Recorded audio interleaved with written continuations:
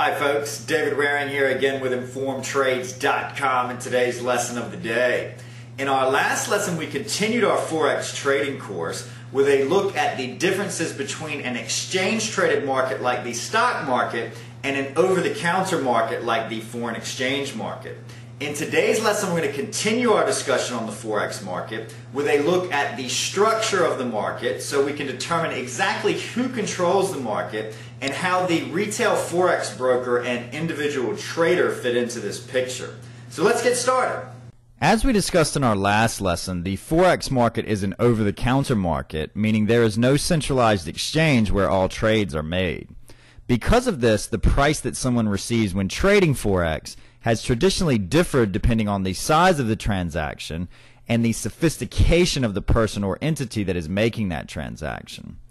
At the center or first level of the market is something which is known as the interbank market. While technically any bank is part of the interbank market, when an FX trader speaks of the interbank market, he or she is really talking about the 10 or so largest banks that make markets in FX. These institutions make up over 75% of the over $3 trillion in FX traded on any given day. There are two primary factors which separate institutions with direct interbank access from everyone else. Number one is access to the tightest prices. We will learn more about transaction costs in later lessons. However, for now, simply understand that for every 1 million in currency traded, those who have direct access to the interbank market save approximately $100 per trade or more over the next level of participants. Number two is access to the best liquidity.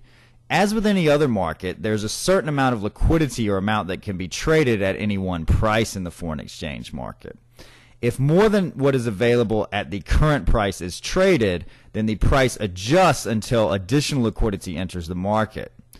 As the Forex market is over the counter, liquidity is spread out among different providers, with the banks comprising the interbank market having access to the greatest amount of liquidity, and then declining levels of liquidity available at different levels moving away from the interbank market.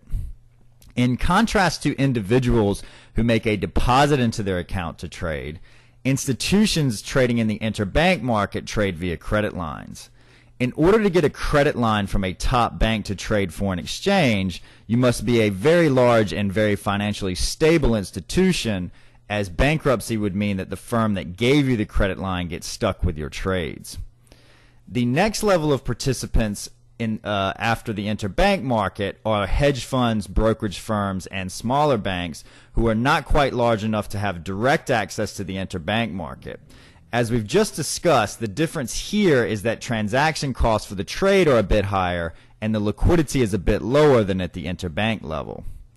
The next level of participants has traditionally been corporations and smaller financial institutions who do make foreign exchange trades, but not enough to warrant the better pricing. As you can see here, as the market participant got smaller and less sophisticated, the transaction costs they paid to trade became larger and the liquidity that was available to them got smaller and smaller. In a lot of cases, this is still true today, as anyone who has ever exchanged currencies at the airport when traveling knows. To give you an idea of just how large a difference there is between participants in the interbank market and an individual trading currencies for travel, interbank market participants pay approximately 1/100th of a cent to trade dollars for euros, for example, where individuals at the airport can pay 5 cents or more.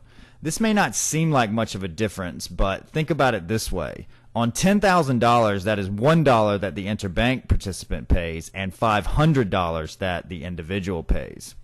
The landscape for the individual trader has changed drastically since the internet has gone mainstream, however, in many ways leveling the playing field and putting the individual trader alongside the large financial institution in terms of access to pricing and liquidity.